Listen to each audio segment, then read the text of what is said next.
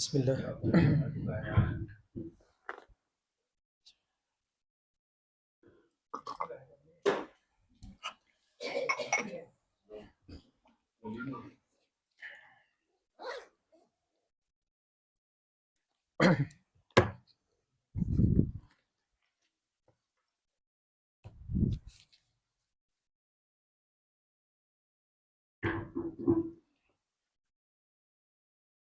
Astaghfirullahalazim, astaghfirullahalazim, astaghfirullahalazim, allazi la ilaha illa huwal hayyul qayyum wa atubu ilaih. Innallaha ghafurur rahim wa la hawla wa la quwwata illa billah. Assalamualaikum warahmatullahi taala wabarakatuh. Alhamdulillah, alhamdulillahi rabbil alamin. Nahmaduhu wa nasta'inuhu wa nastahdi wa nastaghfiruh wa natubu ilayh wa natawakkalu alayh wa na'udzu billahi min shururi anfusina wa min sayyiati a'malina. Man yahdihillahu falan mudilla lahu wa man yudlil fala hadiya lahu. ونشهد أن لا إله إلا الله ونشهد أن محمدا عبده ورسوله. اللهم لا علم لنا إلا ما علمتنا إنك أنت العليم الحكيم. اللهم انفعنا بما علمتنا وعلمنا ما ينفعنا وزدنا علما. قال رب اشرح لي صدري ويسر لي أمري واحلل عقدة من لساني يفقهوا قولي.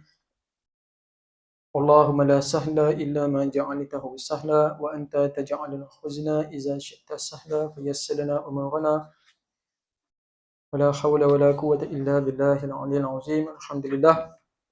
Alhamdulillah, bersyukur kita kepada Allah Subhanahu Wa Taala dengan limpah hidayah dan taufiknya kita berjaya melalui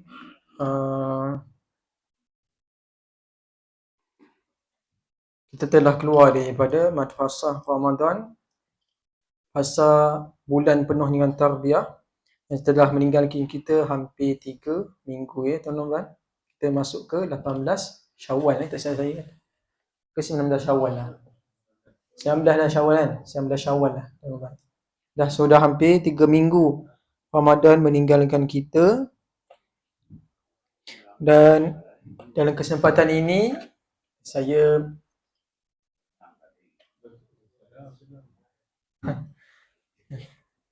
dalam kesempatan ini saya mengucapkan selamat Hari Raya, maaf zahir dan batin, dan saya mohon maaf lah tak dapat hadir ke majlis. Ya, banyak hair kan ya. Biasalah geng ustaz ni macam tu lah kan. Merata begini kan. Sebab tu kebanyakan ustaz ni kalau tak jaga makan kan, memang gemuk semua. Ya, biasa macam tu lah. Jadi alhamdulillah Jadi untuk kesempatan itu juga saya ucapkan selamat menyelesaikan puasa 6 tuan-tuan. Ya. Jangan kita ketinggalan untuk berpuasa 6 di bulan Syawal ini. Sebab apa? Bila kita puasa 6, kita ada nekat, kita ada niat untuk kita menyelesaikan puasa 6, itu petanda bahawa amalan kita, ibadah kita di bulan Ramadan diangkat di sisi Allah. Makbulah maksudnya. Ya? Kita ada kerinduan, kita ada semangat, kita ada himmah, kita ada rasa menyesal tak perform waktu bulan Ramadan. Jadi mudah-mudahan dengan terlaksananya puasa 6 ini, dia menutup lubang-lubang ibadah kita sebab tu bulan Ramadan. Dan dalam kesempatan ini juga, sebelum kita masuk pada kitab kita ni, ada tanda-tanda ibadah Ramadan kita diterima adalah berkekalan kita dalam ketaatan walaupun sedikit, walaupun kecil. Contoh apa? Contohnya berkekalan kita dalam solat berjamaah, istiqamah kita dalam solat jemaah, istiqamah kita dalam majlis ilmu, istiqamah kita dalam istighfar, istiqamah kita dalam berselawat, istiqamah kita dalam baca Al-Quran. Kena pilih tuan-tuan. Kita kena pilih satu ibadat sunat yang kita boleh sambung, kita boleh continue walaupun sudah berada di luar bulan Ramadan, ya. Jadi itu tanda-tandalah. Yang keduanya kita datang dalam hati kita ni, tiba-tiba timbul dalam hati kita ni rasa tak cukup. Kita rasa ibadah kita, solat sunat kita, sedekah kita, semua amal kebaikan kita waktu bulan Ramadan tu, kita rasa tak cukup ataupun tak cukup baiklah. Itu tanda-tandalah. Dan ulama menyebutkan, seperti Imam Ibn Rajab Al-Hambali menyebutkan bahawa sesiapa yang amalan dia tak diterima waktu bulan Ramadan, bila dalam hati dia, wa iyazubillahi min zalik, dalam hati dia rasa hebat dengan amalan dia. Dia rasa besar, dia rasa dia punya ibadat dia cukup banyak. Itu tanda-tanda dia berbangga dengan ibadat dia, itu tanda-tanda amalan dia tidak diangkat di sisi Allah Subhanahu Wa Taala. Wa iyazbina min zalik, hanyalah sangkut dekat langit dunia. Jadi alhamdulillah tuan-tuan puan-puan rahmati Allah Subhanahu Wa Taala, alhamdulillah. Jadi sepanjang bulan ini adalah bulan yang mana bulan Syawal ini, ya. Bulan yang mana dalam sejarah Islam berlaku paling banyak peperangan. Bukan ada 6, tak silap saya. 6 peperangan dalam Islam berlaku dalam bulan raya, tuan-tuan. Ya. Jadi kita tengok sekarang ni, apa berlaku sekarang ni, situasi dekat dunia umat Islam. Negara Iran sedang dibedil bertalu-talu daripada Amerika Syarikat. Ya. Dan kita tengok sekarang ni, mereka, Gaza, Iran, Syria, itu semua negara-negara yang merayakan dalam keadaan suasana peperangan. Ya. Jadi alhamdulillah. Jadi mudah-mudahan kita tidak melupakan saudara kita yang sedang dalam kesusahan. Sebab Nabi SAW menyebutkan bahawa barang siapa yang tak ambil tahu, tak kisah pasal tak siur tak siur dengan situasi nasib umat Islam yang lain, dia bukan kalangan umatku. Kama qala sallallahu alaihi wasallam, ya. Nabi kata, siapa yang tak siur, tak kuasa dengan nasib umat Islam yang lain, maka dia bukan falaisa minni, dia bukan di kalangan kami, bukan di kalangan aku, bukan di kalangan umat aku. Wa iyazubillah min zalik. Kena selalu update, tuan-tuan. Hatta Facebook kedutaan Iran Facebook kedutaan Iran menyebutkan bahawa antara negara yang paling rajin update kemaskini pasal situasi dekat Iran Malaysia Malaysia. Dia update dalam video sampai dihantar video khas kepada umat Islam dekat Malaysia. Sebab kita punya hubungan ni memang sudah terjalin lama. Daripada zaman bila? Zaman revolusi Iran tu, tahun 1980 waktu kejatuhan Shah Pahlavi, Shah Iran tu, waktu tu US dan semua negara umat Islam memulaukan Ayatollah Khomeini tu. Sebab alasan dia apa? Sebab dia golongan Syiah. Tapi datang Tun M dengan nasihat siapa tuan-tuan? Dengan nasihat tu. Tahu siapa?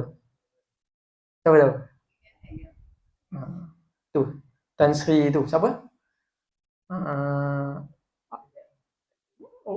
Tok Guru Abdullah Haji Awang, Abdul Hadi Awang. Bukan Tok Guru Aziz. Sebab yang ada connection ni, yang pernah ada hubungan secara langsung dengan golongan Syiah ni adalah antara tokoh dia adalah itulah YB Tok Guru Hadi Awang. Di antaranya ada hubungan. Dan dia ni lah yang menasihatkan Tun M ni, Tun Mahathir, supaya menjalinkan hubungan dengan Iran. Daripada 1980 lebih ni. Waktu zaman Iran dipulaukan, Malaysia menghulurkan tangan persahabatan. Dan kita tengok hasil dia apa nampak? Hasil ni sekarang ni, kapal-kapal Malaysia dibenarkan lalu tanpa sekatan dan tanpa tol kan. Dia ada tol tu, kena bayar tu. Macam Indonesia, kapal Indonesia kena bayar tu. Ini maklumat saya dapat lah. Cumanya ada sebahagian kapal kita ni diminta oleh negara lain untuk hantar ke negara orang. Negara mana wallahu alam. Itu maklumat yang saya dapat dalam dalam pembincangan pasal kapal-kapal yang melalui Selat Hormuz. Itu cerita. Kena ambil tahu tuan-tuan. Sebab ini menentukan kiamat tuan-tuan. Peristiwa kiamat terawal akan berlaku bila mana? Bila mana berkumpulnya golongan Yahudi ni dekat tu, Isfahan. Isfahan ni kat mana? Dekat Iran sekarang. Golongan pengikut Yahudi ni yang akan menyokong Dajjal Laknatullah ni akan berkumpul dekat Isfahan, dekat Iran tu. Waktu bila? Wallahu alam. Kita tengok sekarang ni US macam dah fed up tuan-tuan. Amerika Syarikat dah fed up dengan Iran ni. Macam tak tunduk-tunduk tuan-tuan. Dia dah pedih macam-macam, dah bom macam-macam, tak angkat bendera putih tuan-tuan. Dan kita doakan sama-sama mudah-mudahan umat Islam kembali bersatu hati tuan-tuan. Kelemahan kita sekarang ni adalah kita berpecah ikut mazhab, kita berpecah ikut bangsa, kita berpecah ikut lambang bendera tuan-tuan, ikut bendera masing-masing. Alhamdulillah. Okey, baiklah, kita masuk kepada makanan dan minuman. Dan kena dengan bulan Syawal, bulan raya, bulan makan. Bulan Syawal ni dekat alam Melayu ni adalah bulan makan. Dan memang sejak sejak zaman Kesultanan Melayu Melaka lagi, tanah Melayu ni memang dah soho berkumpulnya makanan sumber-sumber daripada seluruh dunia berkumpul dekat Selat Melaka dan Selat Melaka ni sampai sekarang dia laluan utama. Hatta dapat nak ke Jepun ke kapal tangki yang nak pergi ke Jepun, ke China, kena lalu Selat Melaka tu. Dia tak boleh lalu lain lah. Dia tak boleh pusing Indonesia bawah tu. Jauh tu kan. Dia lalu juga Selat Melaka. Selat Melaka ni kedudukannya sangat strategik dan tak terkejut tuan-tuan. Yahudi pun bina pengkalan dia dekat Singapura. Ada pengkalan Yahudi. Ada pengkalan Yahudi Israel dekat Singapura. Dan dikatakan bahawa kenapa Batu Putih tu, tahu Batu Putih? Pulau Batu Putih tu, kenapa Singapura nak sangat? Sebab nak jadikan dia punya base dia. Base untuk apa? Untuk dipantau pergerakan umat Islam dekat Malaysia tu. Itu maklumat intelijen tuan-tuan. Wallahualam kan. Tapi kita kena berhati-hati dengan tipu daya musuh. Jadi, apa kaitan makanan dan minuman Ustaz? Makanan dan minuman ni, tuan-tuan, saya cerita secara ringkas lah. Makanan dan minuman ni adalah satu benda yang menentukan ibadat kita sah atau tidak, tuan-tuan. Ya, sebab apa? Sebab adanya status halal dan status haram, tuan-tuan. Yang itu kaedah syarak dalam menentukan makanan yang diharamkan dan dihalalkan adalah bertitik tolak daripada firman Allah Azza wa Jalla, iaitu a'udzubillahi minasyaitonir rajim, qul la ajidu fima uhiya ilayya muharraman ala ta'ini yat'amuhu illa an yakuna maytatan aw daman masfuhan aw lahma khinzir fa innahu rijsun aw fisqan uhilla li ghairi llahi bih faman ittara ghaira baghin wala 'adin fa inna rabbaka ghafurur rahim. Dan katakanlah wahai Muhammad, aku tak jumpa apa yang telah diwahyukan kepadaku sesuatu yang diharamkan bagi orang yang hendak memakannya, kecuali apa? Kecuali ianya adalah bangkai atau darah yang mengalir atau daging babi, kerana sesungguhnya ia adalah kotor atau sesuatu yang dilakukan secara fasik, iaitu binatang yang disembelih atas nama selain Allah.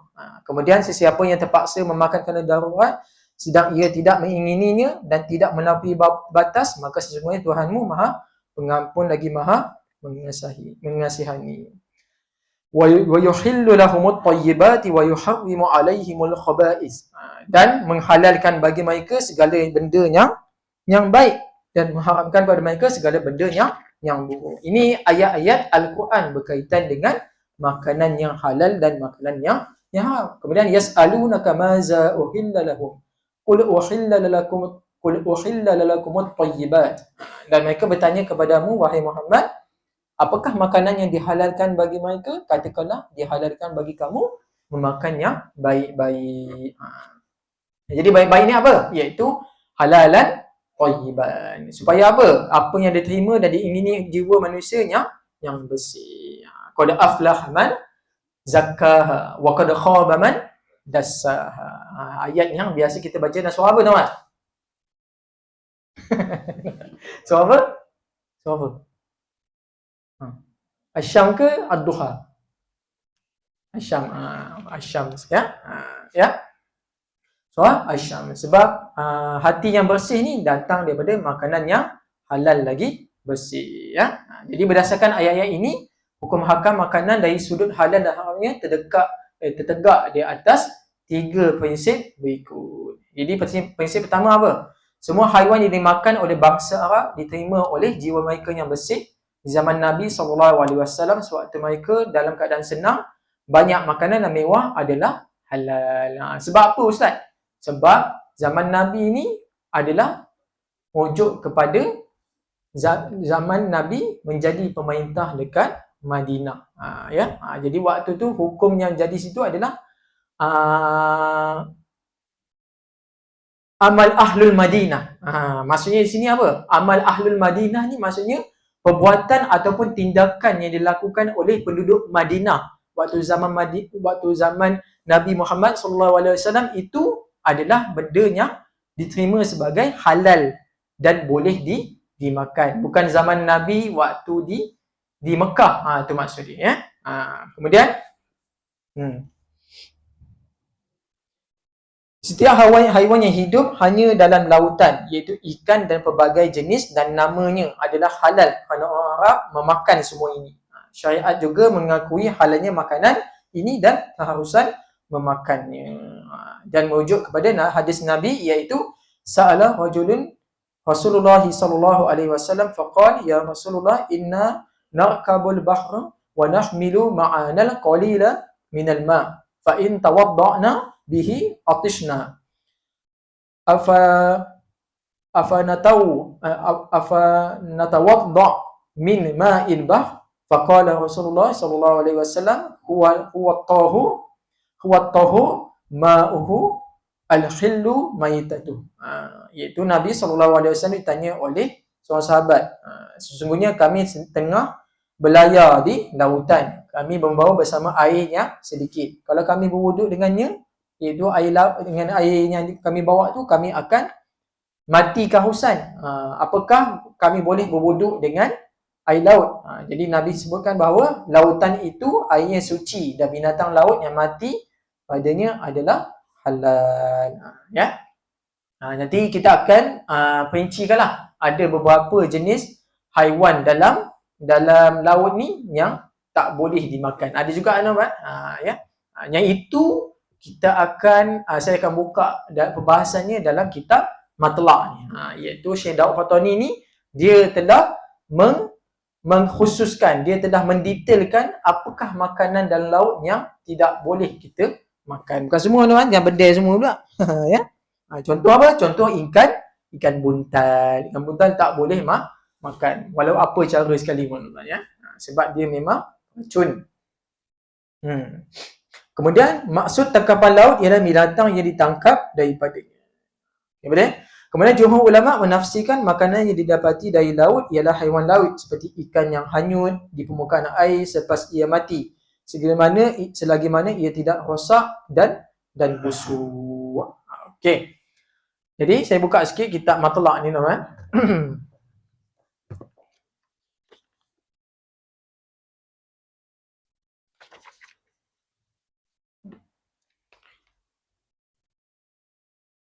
Jadi kata Syekh Daud iaitu binatang laut yang halal ialah adalah yang tidak hidup di darat, melainkan hidup dalam keadaan hampir mati dan tidak mempunyai racun. Maksudnya dia tidak hidup dua alam tuan. Tidak hidup dua alam. Ikan belacak macam mana Ustaz? Ikan belacak boleh ke tak? Ikan belacak. Siapa pernah makan ikan belacak? Tak pernah makan. Ya. Kata Syekh Daud lagi, halal walaupun rupa ikan tu seperti anjing atau babi. Tengok muka ikan tu, apa buruk hodoh benar ikan ni kan, macam muka anjing ikan ni. Tapi boleh dimakan selagi mana ia tidak mempunyai racun. Itu kata Syekh Daud Fatani. Okay, kemudian binatang dua alam, yang hidup dua alam, di darat dan di laut. Contohnya ketam batu, katak, ular air. Ya, ular air ataupun saya rasa ular air lah, dia bukan belut tuan, belut boleh. Ya. Nas-nas, buaya, penyu dan berang-berang. Nas-nas dah boleh Ustaz. Ini pun saya baru baca tuan. Seronok kita baca kitab Melayu ni sebab Melayu ni dia detail tuan. Kalau kita tengok makanan pun detail tuan. Contoh makanan yang detail apa tuan? Tu buah Melaka tuan. Susah buat tu kan, penyah kan. Buah Melaka kan susah nak buat kan, detail orang Melayu ni. Apa lagi? Lopis. Tahu kuih lopis kan? Kuih lopis tu susah nak buat. Ya? Kena ada kerajinan. Melayu ni bab makanan nombor satu tuan. Jadi apakah nas-nas ni tuan? Nas-nas ni iaitu makhluk yang masyhur dalam cerita rakyat bangsa Arab. Ia dikenali sebagai makhluk separuh manusia, separuh kepala, separuh badan, satu kaki dan mampu melompat dengan pantas. Hukum memakannya adalah haram walaupun ia hidup di air selain laut. Tuan. Ikan duyung tu kan. Wallahu alam tuan. Ya, tuan. Dalam kitab Ajaibul Makhluqat, kitab keajaiban makhluk-makhluk Allah, saya tak ingat penulis ni siapa. Dan dikatakan bahawa sebenarnya ikan duyung ni ada tuan. Ada. Cuma tak sampai lagi gambar yang sebenar dia tuan. Dia pernah dijumpai. Sama lah macam makhluk jasasah tuan. Tahu makhluk jasasah yang dia jaga Dajjal tu. Yang dia tak ada kepala. Kepala bontot tak ada tuan. Dia bulu sepenuh tuan. Dia tak ada kepala tapi boleh bercakap tuan. Siapa yang jumpa? Sahabat Nabi Tamim Ad-Dahri. Sahabat Nabi iaitu Tamim Ad-Dahri jumpa makhluk jasasah ni. Adakah dia jumpa, dia seorang jumpa, maksudnya orang lain tak jumpa? Tak ada, tak wujud. Tak tahu tuan. Ya. Bila seorang dah nampak tuan, seorang tu dah nampak dan dia catatkan tuan, boleh jadi dia ada wujud. Cuma tidak dibuktikan secara saintifik. Ya. Kemudian berang-berang ni apa? Berang-berang kan. Dikenali dalam bahasa Inggeris sebagai otter. Otter dah macam memerang tuan-tuan. Dia macam memerang. Otter kan. Yang kalau dalam video TikTok tu dia pegang batu kan. Otter ni apa pasal sebenarnya otter lah macam memerang tu kan. Dia kalau dia pergi cari makanan, dia akan pilih batu bulat. Kalau tengok video tu dia pilih batu bulat kecil dan dia simpan dalam poket tu kan. Dalam poket. Yang dia berenang macam tu menang macam. Lepas tu dia pergi bila nak pergi pecahkan makanan ke apa kan. Contohnya macam buah ke, dia akan keluarkan batu dia ni. Dia poket dia ni, dia pukul dengan tangan ni dengan batu nampak. Dan kata saintis ini salah satu haiwan yang paling bijak sebab dia guna alatan untuk mendapatkan makanan nampak. Untuk otter nampak. Carilah nanti dalam TikTok nampak. Banyak ya. Menarik ya. Perbincangan Syekh Daud Fatani ya. Kemudian binatang beracun. Haram memakan binatang yang mempunyai racun seperti ikan buntal dan seumpamanya. Dan ada beberapa catatan saintis menyebutkan ada beberapa ikan selain ikan buntal pun ada ikan lain yang ada racun nampak. Ada racun padanya. Jadi kena hati-hati. Jadi sebab apa binatang-binatang di laut yang setengah binatang laut ni diharamkan makan? Sebab apa? Sebab dia boleh mendatangkan mudarat dan merupakan binatang yang ditegak membunuhnya seperti katak yang lazim daripada haram memakannya. Dahlah katak jangan kita bunuh sewenang-wenang tuan-tuan katak.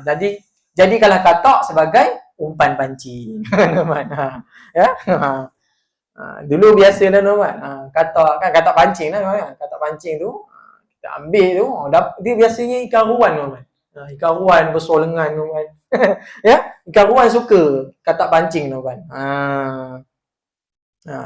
Demikianlah disebutkan dalam kitab Rawdatul Talibin oleh Imam An-Nawawi dan kitab Al-Aziz Syarh Al-Wajiz Imam Al-Rafi'i ya. Banyaklah. Jadi pendapat yang sahih dalam muktamad adalah sesungguhnya semua binatang di dalam laut ya, semua binatang ataupun haiwan ke binatang laut adalah halal bangkainya kecuali katak, termasuk juga apa yang disebutkan oleh ashab atau sebahagian daripada mereka seperti penyu, ular air, nas-nas dan yang hidup di air tetapi bukan di laut. Jadi banyaklah teman. Mana ya? Boleh baca lagi kitab Matla' Al-Batar ini ya.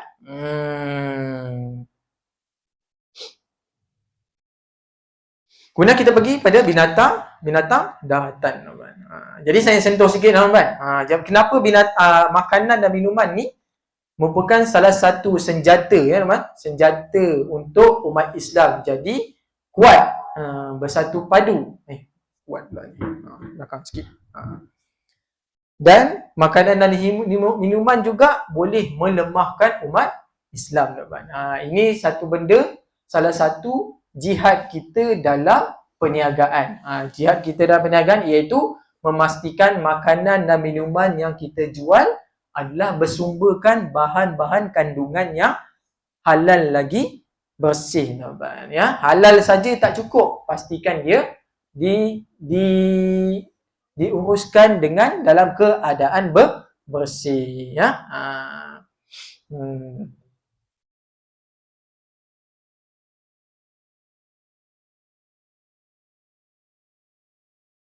Dan ada satu kisah teman, saya bawakan satu kisah lah.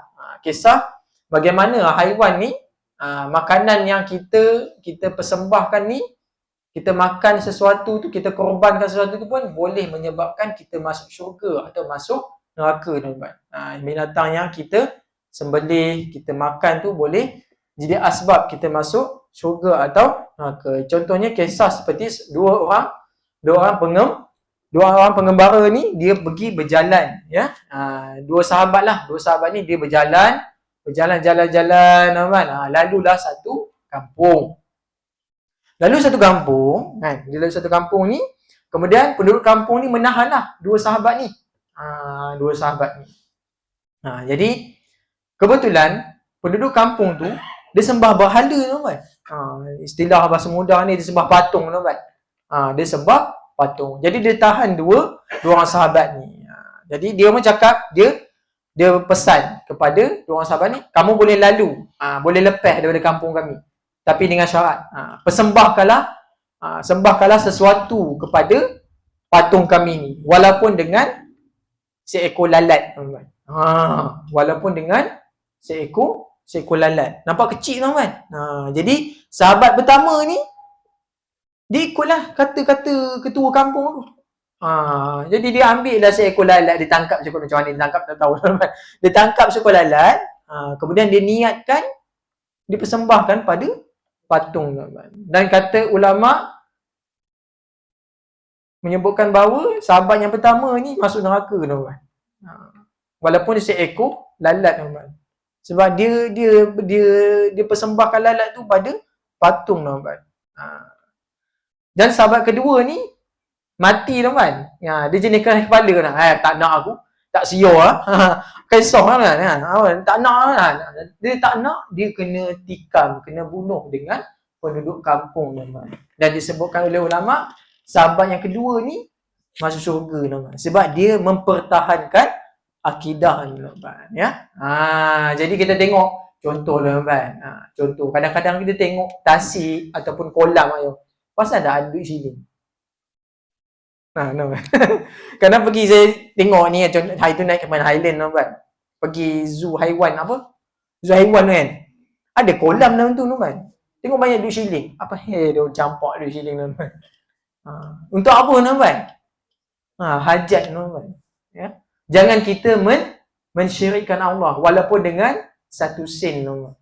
Jangan kita main-main ikut-ikut kata, ramai pula campak duit shilling aku campak. Jangan, tuan. Benda tu dia ada tujuan dan juga niat. Kalau kita rasa campak duit shilling tu dalam kolam tu boleh mendatangkan tuah, wa iyazubillahi min zalik. Boleh jadi syirik. Sebab kita meyakini benda tu boleh mendatangkan manfaat dan mudarat. Ya.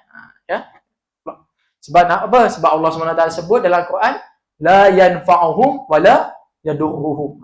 Mereka tu, makhluk semua ni, la yanfa'uhum, tidak boleh bagi manfaat. Wala yadurruhum, tak boleh juga mendatangkan bahaya pada kamu. Illa biiznillah.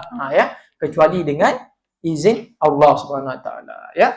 Dan kita tengok sepanjang, kalau kita tengok dalam sejarah umat Islam, mana-mana kerajaan atau mana-mana sultan yang berkuasa, yang gagah perkasa ni, biasanya kalau alam Melayu, tuan-tuan, alam Melayu dia lumpuhkan macam mana, tuan-tuan?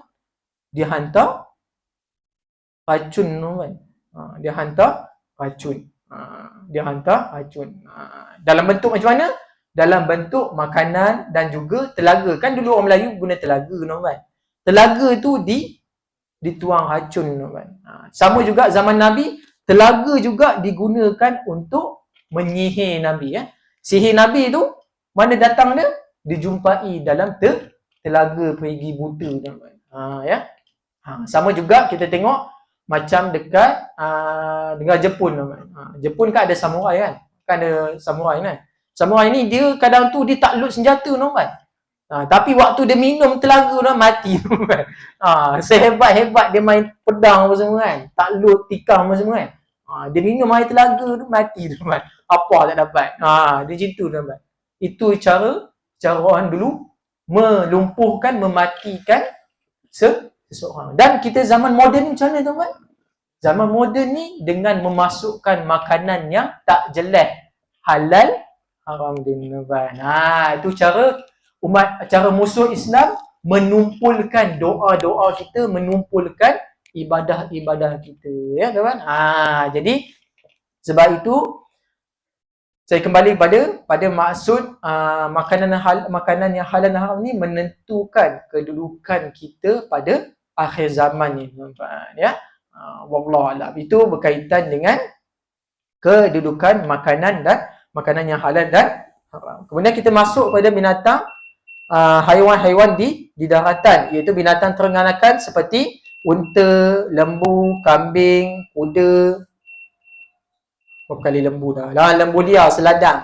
Seladang, kerbau, kedah liar,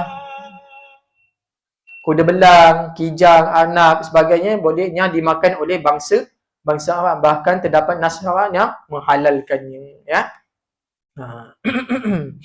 Haiwan yang diharamkan oleh nas Arab adalah dikecualikan daripada umum haiwan yang dimakan oleh bangsa Arab. Contohnya apa? Tidak dihalalkan makannya seperti baral dan keldai, ahliyah.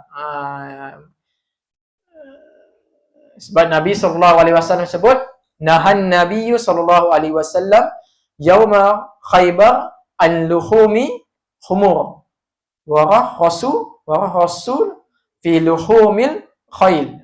Iaitu pada peperangan Khaybar, Nabi SAW melarang, tidak membenarkan makan daging keldai dan membenarkan makan daging kuda. Kemudian Nabi dikatakan bahawa at'amana Rasulullah SAW luhumal khayl wa nahana an luhumil khumur. Iaitu kami diberi makan oleh daging kuda oleh Rasulullah, dan baginda melarang kami memakan daging keldai. Jadi kita tengok pada perbincangan dalam kitab Matlaq ni, binatang yang daratnya halal dimakan, kata Syekh Daud Fatani menyebutkan bahawa iaitu binatang daratnya dah halal makan ialah unta, lembu, kerbau, kambing bibiri, kuda, husa, seladang, kijang, dubuk pun boleh, tuan-tuan. Dubuknya macam mana? Dubuk yang tidak memburu binatang pada kelazimannya, kerana terdapat juga jenis dubuk yang bertaring dan memburu. Maksudnya dubuk yang tak makan haiwan lain. Ada ke, tuan-tuan? Mungkin ada, tuan-tuan. Sebab Syekh Muhammad Daud kata sebut sini ada. Biawak padang pasir, dog, arnab, pelanduk, tikus gurun, yarbu, landak kecil, kunfuz, dadak besar, duldul, nama, wabak, cepelai, panjang nama, umuhubain, musang buah, samur, tupai, sinjab, musang fenek, fanak, kokim, burung kasawari, burung undan, angsa, itik, ayam, itik belibis, gagak padi. Macam-macam, tuan-tuan, ya. Teliti, ya. Syekh Muhammad Daud ni dia meliskan binatang-binatang darat yang boleh dimakan. Segala jenis burung yang meminum air tanpa bernafas. Macam mana, tuan-tuan? Segala jenis burung yang meminum air tanpa bernafas. Macam mana menenang, dan menghisap seperti merpati, terkukur, ketitir, kotak. Semua jenis burung yang merupakan burung ciak, walaupun berlainan warna dan jenisnya, seperti andalib, burung yang sedap suaranya, seperti hazar, sakwah, zurzur dan bulbul. Banyak, memang banyak, bulbul, bulbul, ya. Banyak, tuan-tuan, ya. Jadi kita tengok satu-satu, tuan-tuan. Nombor 14 tadi iaitu landak kecil, kunfuz, iaitu hedgehog tahu? Yang biasa orang bela tu kan? Tu boleh makan, tuan-tuan. Ustaz, comel ustaz, takkan nak makan? Macam mana? Ya? Hedgehog tu boleh makan, tuan-tuan. Kemudian landak besar, duldul, iaitu porcupine lah, macam landak kita biasa tu lah. Kemudian 16, wabar. Wabar ni apa, tuan-tuan? Dia sejenis binatang macam arnab, tetapi telinga dia kecil. Dikenali dalam bahasa Inggeris sebagai coney. C-O-N-E-Y, tuan-tuan. Saya pun tak Google ni, tuan-tuan. Coney. Coney kot. Coney. Kemudian hubain, ummu hubain apa? Dia macam biawak padang pasir tapi lebih kecil, seperti cicak. Dikenali dalam istilah saintifik sebagai panjang pelik dalam sebutan. Saya tak lah. Perinecoiplus macrotalotus. Kena Google nama. Ya. Kemudian lagi Fennec ataupun Fana, musang Fennec. Apa ni musang Fennec ni? Musang bersaiz kecil tapi telinga dia besar. Ada tu kan, saya nampak. Dia sejenis mamalia omnivore yang kecil, aktif pada waktu malam. Dia biasanya banyak dekat gurun sahara sana, hidup dalam memakan serangga dan rodent. Kokim ni apa? Kokim ni macam cepelai ataupun weasel. Weasel nampak. Dia macam apa? Yang panjang tu kan. Weasel. Tetapi berekor lebih panjang daripada cepelai. Kalau bahasa Inggeris ni dipanggil sebagai stoat. Itik bilibis. Itik bilibis ni apa? Whistling duck. Whistling duck kan? Indian whistling duck. Kemudian gagak padi. Gagak padi ni dengar kan? Dia ada dua jenis. Satu warna hitam kecil dan kadang-kadang paruh dan kaki dia berwarna warna merah. Warna zam. Dikenali bahasa Inggeris sebagai cow. Dan satu lagi warna hitam atau kelabu. Al-Ghuzaf As-Sarir. Dikenali bahasa Inggeris sebagai hook. Macam-macam tuan-tuan, ya. Jadi dalam kitab ni tuan-tuan, dia sangat Syekh Muhammad Daud ni dia sangat teliti berkaitan dengan haiwan ni tuan-tuan, ya. Banyak tuan-tuan. Nak panjang ni saya dua muka surat lagi tuan-tuan. Ya, kita insya-Allah kita akan sambung pada kuliah akan datang. Jadi untuk malam ni saya mohon bergerak awal kan sebab ada jemputan dekat Desa Bayu. Ya. Jadi saya minta izin untuk bungkus makan saya, ya. Kita tak boleh makan ya. Sebab kesian kan. Kita buat jamuan orang tak makan pula kan.